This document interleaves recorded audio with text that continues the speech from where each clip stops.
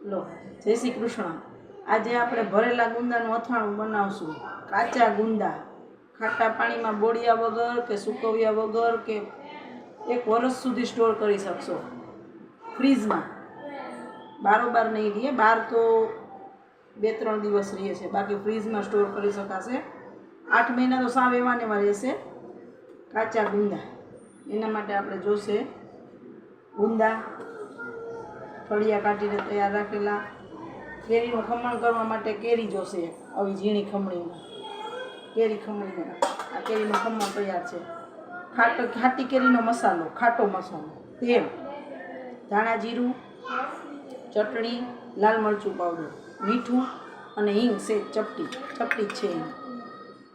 હવે આપણે આ ભરેલા ગુંદા કરશું, એના માટે મસાલો મિક્સ કરશું।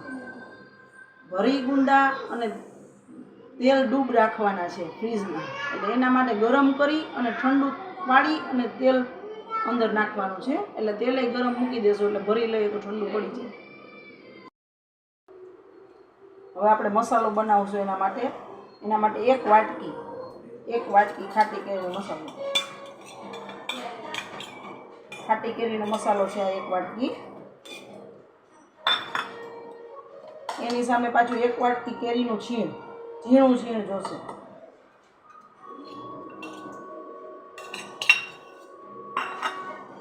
હવે કેરી નાખી છે એના ભાગના બધા મસાલા નાખીએ છીએ। ખાટા મસાલામાં તો છે જ 3 ટેબલસ્પૂન લાલ મરચું પાવડર, ચટણી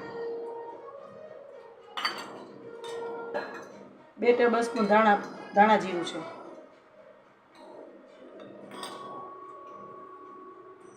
2 ટેબલસ્પૂન મીઠું છે। મસાલામાં તો મીઠું છે જ, આ કેરીના છીણના ભાગનું અને ગુંદાના ભાગનું, અને ચપટી હિંગ। મસાલો મિક્સ કરી લેવાનો છે।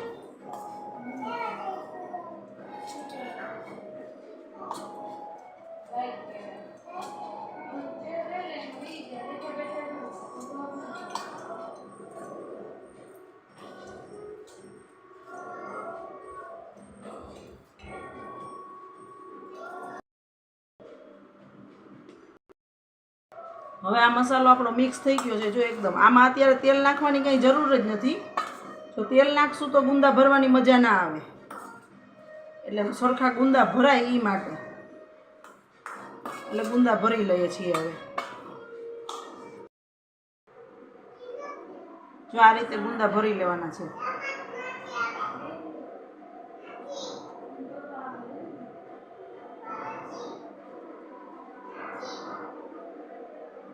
આમાં બીજું કશું નવું નથી, અને આખું વર્ષ ગુંદા કડક રહેશે।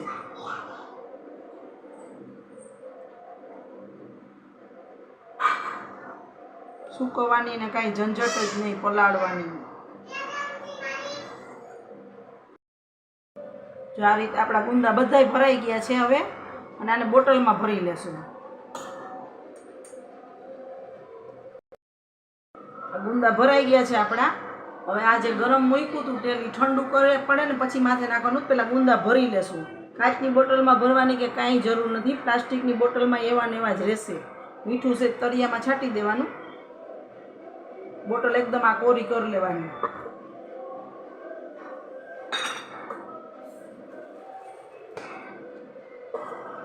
પછી આ ગુંદા એમાં ભરી લેવાના બોટલમાં।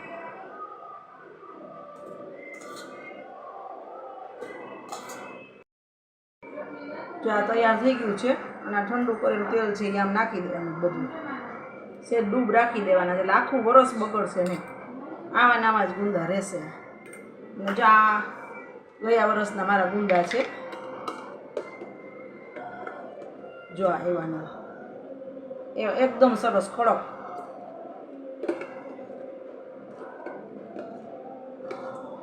જો બગડશે જ નહીં। તો તૈયાર છે આપણે ગુંદાનું અથાણું। જય શ્રી કૃષ્ણ।